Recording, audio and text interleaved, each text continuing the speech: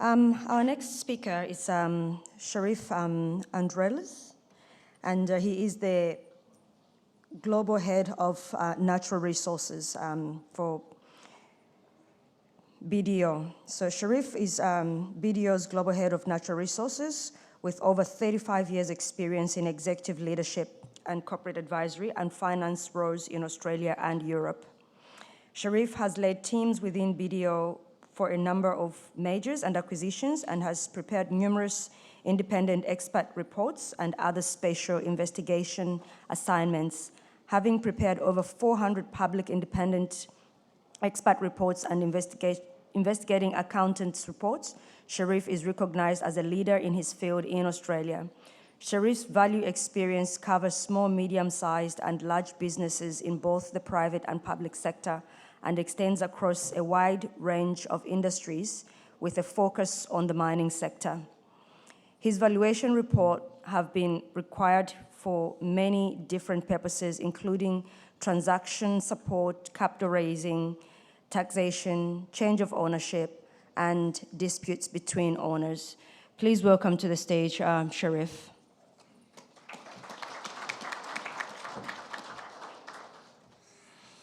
Thank you. It's great to be here. I'm not talking about a particular company. I'm talking about numbers and data today. And looking backwards 10 years, as you see from the slide there, it says 10-year anniversary special. Now, what does that mean? About 10 years ago, my team started looking at Appendix 5Bs that exploration companies lodged with the ASX and seeing what we could do with that data and seeing what story it told about explorers.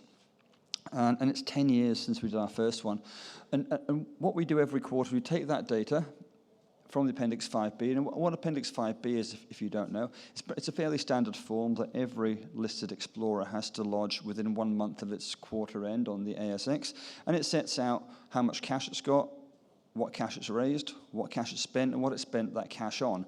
So as you can imagine, every quarter for all the exploration companies listed on ASX for 10 years, that's a massive amount of very rich data, and lots of interesting things come out of that. And every quarter we do this, and it's really interesting looking from quarter to quarter trends. But what I thought would be really interesting, a 10-year anniversary, is to look longitudinally over 10 years. What story does that tell? And so next week we're releasing that report, both like our June quarter report and the 10-year one. That'll come out next Tuesday, so you'll get a bit of a preview today, very lucky.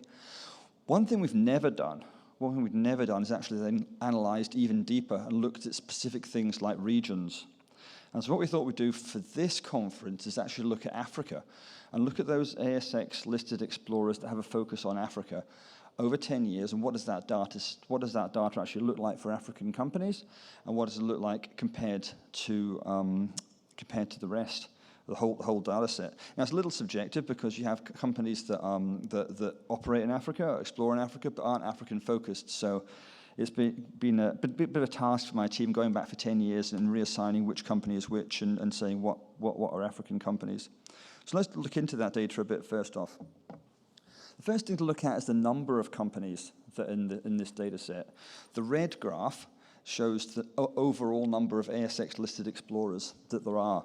And you can see when we started doing this back in 2013, it was just at the end when mining was just coming off, and the number of companies, exploration companies on ASX was about just over 850, and it just dropped consistently, quarter after quarter after quarter thereafter, until plateauing in about 2016 for a couple of years. And during that period, we were losing explorers through reverse takeovers, becoming tech companies, going into administration, etc. Really sad time, but the story we told journalists is, don't worry, it'll come back. And we thought in that period of a couple of years, it was plateauing, it would come back, and then it started dropping again. And you can see it went down to about 650 in 2020. So we lost about a quarter of ASX-listed explorers in that 7-year period that just vanished.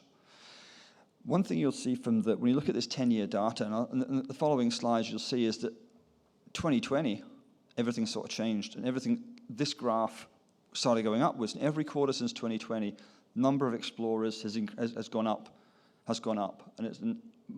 But what the report next week's going to show is the first time it's actually gone down this quarter. But it's just a bit of quirk. We only had 4 IPOs in the June quarter. We're back up now to something really healthy, which is great. But then we compare it to the African companies. I was quite surprised by this when we looked at which companies were actually African-focused ASX explorers. And that's the blue graph. And that's far more consistent. Far more consistent. And I'd love to tell you I knew exactly why that was, but I don't. So I'll make something up. And I'll say, I think it's because the companies that operate in Africa are more rigorous, more thorough. They stay the course. They're in there. They're committed. They're not so fickle. They don't switch from commodity. They don't switch to tech companies. They're actually more consistent. You see, I've highlighted a little box in the middle there, number 2, which is a little peak in 2017 where others were plateauing. It was a little peak where companies like Tieto came on the boards and other companies that came out of Australia went to Africa. What we've seen in that peak in number 3 is we saw a little bit earlier we saw more companies coming into Africa than in general, I think. So in the end, we've got, in our data set, we got 119 African-focused junior explorers on ASX at June 2023, which is a great story. And let's look at where the money was spent. The first one is where it's spent to exploration.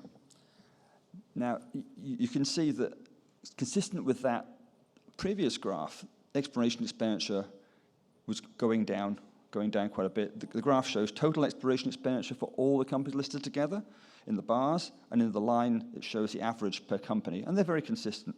They're quite consistent between overall and quite consistent between African-focused exploration companies. But you can see again, from 2020, number of companies came up, the total expenditures come up, average exploration expenditure has gone up as well. 2020, I'm sure you will recall, at the beginning of 2020, when COVID hit, we thought, what's the end of everything? But you'll see consistently from 2020, the world has changed, more money around, more companies around, and they're broadly similar between Africa and the rest. But let's delve a little bit closer.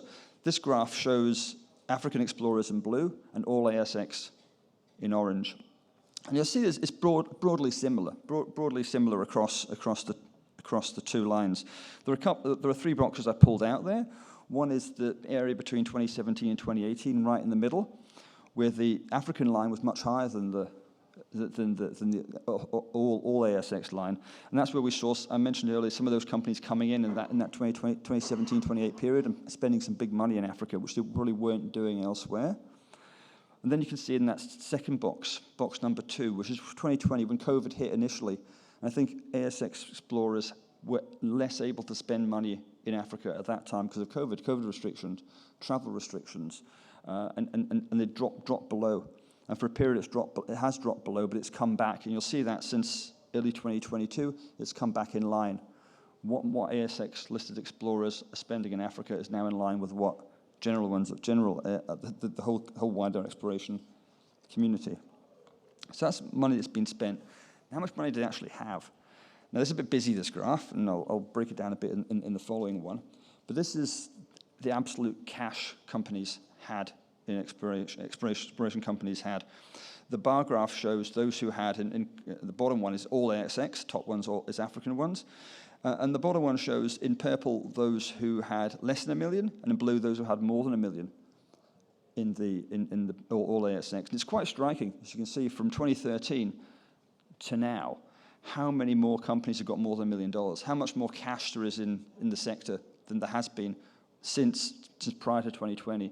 It's quite dramatic, both in terms of absolute numbers, but also in terms of average, which is the blue line that runs across. The average numbers is much higher than it was in the whole of the ASX, but also in the top chart shows the same thing, but for African companies. So there's more money around, which is great for the sector, great for the industry.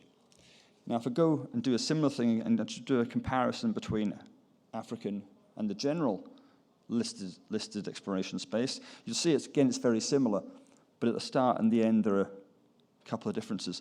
At the start, you can see that the African ones had more than average, and at the end they get more than average. Now, I'll try and guess why that might be. When we look into the data and this massive amount of data, you can see that there are a handful of companies that had lots of cash at the start and spent the cash, the specific African ones. If I look at the data now, there are a couple of companies which are West African Resources in particular, and Paladin Energy have got way more than average, and it kind of brings the average up for African companies. So it's really interesting when you kind of try and go into the data and see why that might be the case. let's move on a bit into financing trends. This talks about how much cash exploration companies have been getting in and spending. Inflows and outflows. So in the bottom chart, the inflows are the blue bar chart, outflows are the purple, and for the African ones at the top, it's the orange is inflow and blue is the outflow. And you can see again, it's fairly consistent between the general ASX exploration companies and the African ones, in that, again, not much at the start of this 10-year period, plateaus in the middle, and then from 2020 onwards, cash is coming into the sector, which is great. And the reasons for that, clearly we've heard about previous speakers about energy transition, and I think that it's very healthy for the sector to see that money's coming in, and most likely for that reason, investing.